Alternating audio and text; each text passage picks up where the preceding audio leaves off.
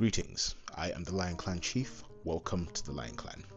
Now, who remembers the film Woman King from the year 2022, starring Viola Davis, this South African actress, sorry, I forgot her name, and these other A-list actors? Now, the film was smothered with controversy because it was focused on the Dahomey Kingdom, a kingdom which was known for supplying a lot of slaves to the Europeans during the transatlantic slave trade. Now, because of this, people assumed or believed that the film was rewriting history instead of showing the actual history, where they assumed that the Agoji and the Dahomey Kingdom would be the villains and that the Europeans were the good guys, freeing everyone and being saints. Unfortunately, history is grey. It's not black and white like that. It was a lot more complicated, and I think it's better to go into the actual history of the real Woman King. Yes, there was a Woman King in the Dahomey Kingdom. Now, before we go into that, let's first go into the history of the kingdom. So, the people known as the Fon are the ethnic group that dominated and created the Dahomey Kingdom. But centuries ago, in around the 12th century, they were known as the Aja people of modern day Togo, specifically southeastern Togo from a region called Tado. Now, the Aja people migrated into modern day Benin and then migrated into a region which was already occupied by an ethnic group called the Gedevi. The Aja would be given land by the Gedevi and they would have peaceful relations. So pretty much the relations between the two ethnic groups were pretty peaceful around that time. So this was in the 12th century. So a century later though, the Aja would grow in number, but there would be tribal intermixing or intermingling, which would then create a new ethnic group which would become the Fon. Now, the Gedevi would unfortunately get pushed out by the growing Aja people, who would later become known as the Fon people because of the intermixing and so on. So in the 13th century, the Aja would create the Alada or Ardra kingdom, which was Fon as well. This kingdom would go on to expand southwards and eastwards, but it would hit a roadblock, which is the Oyo Empire of the Yoruba people. Now, the Oyo Empire was a powerful West African empire in modern day Nigeria and also parts of Benin, because it expanded past the modern borders that were created by Europeans. During this time, Oyo was in one of its expansionist phase, so it was growing. It was very powerful, creating many small kingdoms, buffer states, and it was demanding tributes from all these kingdoms, including Alada, which was a newly established kingdom by the Fon people. The Aja, who would become now the Fon people because of the intermixing which they were having with the other ethnic groups in the regions, like the Gedevi, as stated. So in the 14th century, Oyo started going through some troubles and kind of a small decline, and this allowed the Alada kingdom to expand. So they managed to take some Oyo territory in the region, and the Oyo were pretty much unable to keep control of this territory as they were doing before in their expansionist phase a century earlier in the 13th century. So Oyo, because of its power, had fleets, and they were able to harass and also dominate small kingdoms and chiefdoms in the regions to pay tribute.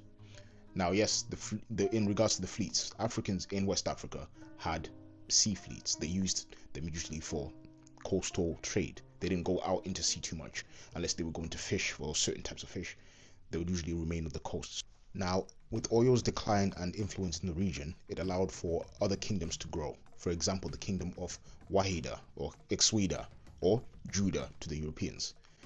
Now, just because it says Judah, don't think it's Hebrew. Some people, they see that on the map, they're like, oh my God, they had Jews, proof of Jews, black Jews. No, they were black Jews. The kingdom of Wahida was made out of Aja people, Yoruba people, who were people from the Oyo Empire, and also other ethnic groups who intermingled, making the ethnic group that's in the region and that kingdom. This kingdom would take over portions of the territory which the Oyo had and would make various ports in order to trade with other Africans. As I stated, before Europeans came, there were ports already. They were trading with each other. There was coastal trade all throughout West Africa, and some of that trade was going into parts of Central Africa too, which I plan to cover in a different video.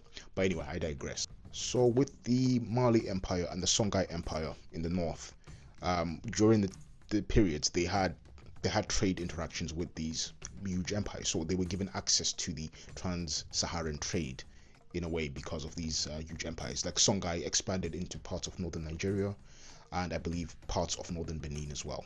So these empires were huge, and yeah, man, they like I said, you don't speak about these empires in isolation. They did have contact with each other. They weren't like oblivious of their neighbors and their other cultures. They knew about each other. This is Africa wasn't it wasn't as divided and isolated as people think, even from each other.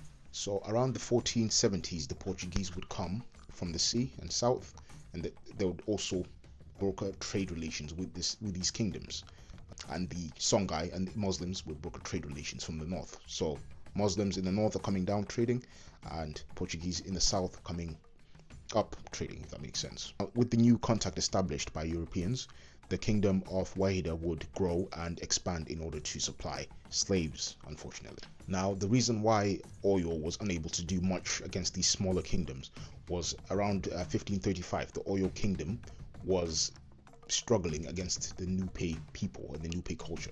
So the Nupe, apparently, they had invaded the Nupe, trying to take control of the whole Niger River trade, but the Nupe were very, well, they underestimated them. The Nupe managed to go deep inland into the Oyo region and managed to reach the capital city and exile the royals. So around this time, the Yoruba were occupied with that conflict and other struggles that they had with the empire. But just know, spoiler alert, the Oyo was not out forever. They returned. So this expansion led to a rift amongst the Fon people of the Alada Kingdom or Adra Kingdom. So some factions were like, yo, we need to be militaristic as well. The Oyo could come back. These people are expanding. They could end up coming to us, trying to take us and selling us into slavery. We need to be militaristic. Others were like, nah, let's focus on trade. If you focus on trade, their military expansion won't cause much problems, because if we just trade with them, there's no problem. They're going to be making money. We're going to be making money. It's going to be all peace. Yeah. So what happened around this time, because of this rift, it's said in oral accounts by the Fon, a prince called Agesu from the ancestral capital of the Adra people, that Tado region of Togo, came into the region and managed to take over the full kingdom of Adra or Alada. This prince called Agesu had 2 children, but some accounts say 3. So the 2 children were Dor Aklin and Tayo Ablin. Okay, I can't pronounce the second the second child's name, but the one we need to focus on is Dor Aklin. So what happens is these 2 brothers were pretty much arguing with each other who's gonna take control of the kingdom after the prince had passed away, after the king had passed away, who had Agesu now. So Agesu got tired of this and said, you know what, no, you guys will destabilize my kingdom. I've made this, I conquered this, yeah, so you guys go find your own land, go find your own kingdom. You can go that way, you go that way, problem solved. So Dor Aklin would go north into the Abome Plateau, where the Gedevi people were still living, and the other prince would go eastwards towards a region where he'd found a city called Porto Novo. Now, Dor Aklin, who went north, would again be given land by the Gedevi, which had happened before, centuries before, in the 12th century, when the Ajah came into the region. So the Gedevi, very kind people, said, okay, yeah, you can have land, no problem. He gave them the land. So Dor Aklin was given land, and he founded what would become the capital city of the Dahomey Kingdom, called Abome. Now Dor Aklin would pass away, and his son Dakodono would take power. Now Dakodono would be like, okay, cool, yeah, Gedevi, we need more land. So can you guys, let's just make a deal. I'm gonna need some more land. They'll be like, what? You want more land? No, not this time, bro. Not this time. Okay, last time your ancestors came here, we gave them land. you mixed with us, you became Fon, which is all cool. But now you want more land to push us out, like what happened last time. Nah, we're not allowing that. So what happened is he unalived the chieftains of the Gedevi and just took the land by force, which was very controversial. But after this, what he had done is he started claiming that he was adopted. Instead of claiming that he's a son of Dor Aklin, he said, no, Dor Aklin adopted me. I'm Gedevi. Yeah, this was an internal matter. I'm the leader now. Okay, I'm Gedevi, so don't worry about it. I had to do what I had to do, but it was propaganda. So despite the propaganda, I don't think the Gedevi fell for it. They were like, nah, bro, we're not gonna fall for that. But for now, things weren't much of a problem. So what happened is, during his reign, it said he built an underground town, which was said to be just folklore and fantasy, but they did find the town in 1996, I believe, and it was excavated by a Danish company. The town had bunkers, shops, and storage areas because it was literally like a refuge area in case the capital city became overwhelmed, which, spoiler alert, did happen in some parts of history, and they did use that underground city. Now, by the middle of Dakodono's reign, the Oyo Empire had a resurgence, and it was back in town. And they weren't happy that their territory was taken, but I'll go into that in a moment. Now, Dakodono had a son called Wegbeja, who was very militaristic compared to Dakodono. So the two always had disagreements on the policies to apply in order to keep the kingdom safe and also expand it. But eventually the two would pretty much agree when the Gedevi rebelled. Like I said before, the Gedevi didn't fall for that. Oh, I'm one of you. Yeah, I killed the chiefdoms because it's an internal matter. I'm one of you, so don't worry about it. No, they were like, no, we're gonna rebel. So they rebelled, but Wegbeja managed to defeat them, and his father was like, okay, you know what? Maybe your militaristic mindset is what we need. So do your thing. So eventually Dakodono would pass away and Wegbeja would become king. So around his reign is when we see the roots of what became the Agoge. So the Agoge originally were huntresses, which were known for hunting elephants, I believe leopards and other wild animals, other beasts. Yeah. So they would bring their game to the king and show them, yo, look what we've done, look what we've achieved. And that impressed this king because he's a military guy. He's like, wow, these ladies have managed to do all this thing. But according to oral accounts, many of them died hunting, doing all this stuff. So though they were successful, it was tough being a member of this female clan. So despite this, he was very impressed by them and said, you know what, I'm gonna hire you guys to train my units, and hopefully, yeah man, you guys can improve. So their status started growing around this time period, but it was still ceremonial. They didn't really partake in battle just yet. So after Wegbeja, he had 3 children, twins, Akaba, Hangbe, and the last born, Agaja. Now the twins were male and female. So who would become king is Akaba, and the female was Hangbe. They pretty much ruled together. So she ruled as a regent for her brother, and though he was trained to be more militaristic, she was trained to be more diplomatic. Both of them did go together on the battlefield, and they did, apparently, according to oral accounts, look very identical. So what she would do is she would shave her hair off and wear the same attire as him when they went to battle, so they would look indistinguishable. So with this, Dahomey began to expand and prepare for themselves for a possible confrontation with the Oyo Empire. So at the moment, what happened with the resurgence of the empire, they were just saying, okay, we'll pay tribute, or we'll make trade towns and so on, just to keep them off until he can prepare himself for potential conflict. Or now, after Wegbeja passed away, Princess Hangbe would officially make the Agoge a military unit to guard herself and her brother.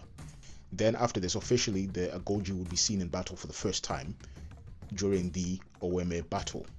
But after Hangbe had made the Agoge officially a military unit, they would be seen in battle for the first time in 1708 during the Battle of the Oweme River, which her brother and her were present. So what happened is, during this battle, her brother was wounded, but in order to keep the military morale safe and up, she took on the role of as her brother. She pretended that she was her brother, and then she led the Agoge in battle, and it was noted by the other side, by the enemies, that they were like flabbergasted.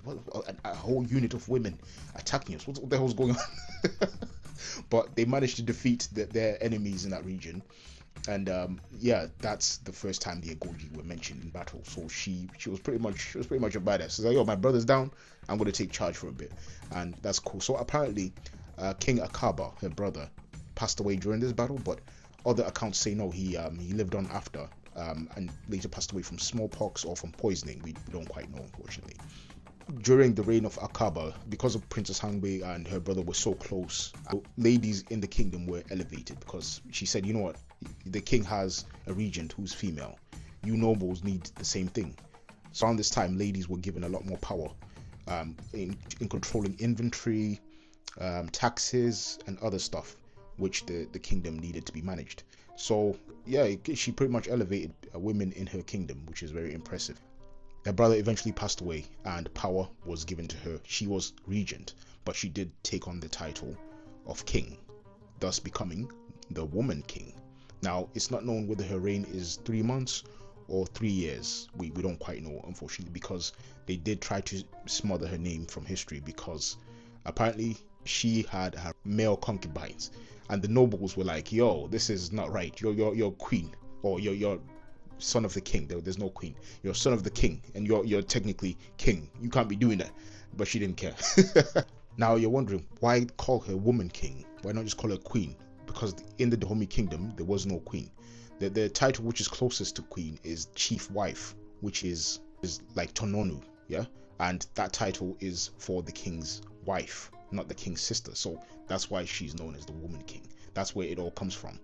Now, her younger brother, called Agaja, would eventually lead a coup d'etat against his sister, and that coup d'etat, apparently, some of her children were killed, and her concubines and stuff. Yeah, it was messy around the palace. So she was captured and put on trial, on a public trial, which would justify the young prince Agaja taking power and becoming king. Now, before this, she knew that her younger brother was planning to take power. So her nephew, the son of Akaba, she sent him north to a people called the Mahi people, where he would be safe, allies she had. So she saved her nephew, but she was taken from power. So on the public trial, they trialed her, saying, "Oh, you're putting the kingdom in danger because you have these male concubines. You're not taking it seriously, and so on." So eventually, what she did is she stripped her clothes, washed herself, and washed down there as contempt, as a sign of contempt to the court. And she demanded, saying, "Yo, you're giving this guy power, my little brother. This is gonna lead to the end of the Dahomey Kingdom." People of the foreign people see this as a prophecy of the end of the Dahomey Kingdom with the coming of the French people. Now, after this, Agaja did not kill his sister, so she survived, and her line was allowed to go on. So he took power. He justified himself with that trial, that public trial, and yeah, her family, she was put on house arrest. Her family continued, but after that, we don't hear much as to what happened. Now, personally, I think if Hollywood had made this the Woman King story, it would have been a lot better. Yes, also show the whole slave trade stuff, show what they were thinking, what the people of this region were thinking, because the way slavery was to these people, they didn't have a pan-African mindset. They othered each other. So they're like, okay, you're from that ethnic, you're not my ancestor, you worship a different god, you're not me, so I don't care, you can get sold. That's the mindset that they had. I need to protect me and my own, which they did. Now, the similar things happened in Europe with the Norse Germanic people selling the Slavic people to Arabs and Middle Easterners. Do you think they were like, oh, you're blonde, I'm blonde, you're blue-eyed, I'm blue? No, they didn't care, because you're speaking a different language, you're worshipping different gods, your names are totally alien to mine, you're not me, so I'm just going to sell you. You're not my problem. And that's the mindset these people had in history, and it should have been shown and to educate people as well. It is a dark history. I'm not saying, oh, it's interesting, they're good guys. No, it's dark history, but that's history for you. Yeah, humans, all human cultures, it's gray. Some good things come out of it, some bad things come out of it as well, and that's what they should have shown. And I believe if they did that, there wouldn't have been much controversy in that film, in my opinion. What do you guys think? I think the political intrigue with Princess Hangbe, her father, her brothers, all that, I think it's interesting. Learning about this whole dynamic in the region, how they saw each other, the politics, it's actually more complicated than people think. Because people just think Africa, oh, it's just tribal. Oh, you have cattle, I want cattle, I'm going to kill you. That's it. It wasn't that simple. It was not that simple. But in my opinion, that would have been a better film. Anyway, what do you guys think? Do you think this film would have been more interesting to tell, rather than a film where it's the Viola Davis and all those characters who aren't historical? Because Viola Davis's character was made up. That's not the Woman King. The real Woman King is Hangbe, and her story should have been told, in my opinion, because she did some badass stuff. She was a badass. Like when I have a list of badass African queens and rulers, even though she wasn't technically a queen, she's on that list as well. So so in my opinion, yeah man, Hollywood, you missed a good opportunity to make a good film. Yeah, it still would have been a bit controversial. Some people would have still not liked it to watch it, but yeah, I think it would have been good to showcase the history of the Dahomey Kingdom and the actual Woman King. Of course, some things you would have to fictionalize. That's historical fiction for you, but I think it would have been badass. You could have made a sequel, because after that, Agaja's reign, it is interesting. Like, he may come across as the bad guy because he took his sister's throne, but he was badass as well. But anyway, I digress. Anyway, if you like this video, I would advise you to check Afrostorian. Now, this guy goes into more detail. In the videos which he's covering the Dahomey Kingdom, he goes into more detail and has a whole list of sources which I've used as well to make this video. So check out Afrostorian's channel. I really hope he starts making videos again, because I love his presentations. I'm like, many stuff that I've conveyed to you here, I learned through that video as well. So check out Afrostorian, man. But anyway, hopefully you've enjoyed this video. Please like, subscribe, comment, and let me know what you think. Yes, I'm your chief. Good day.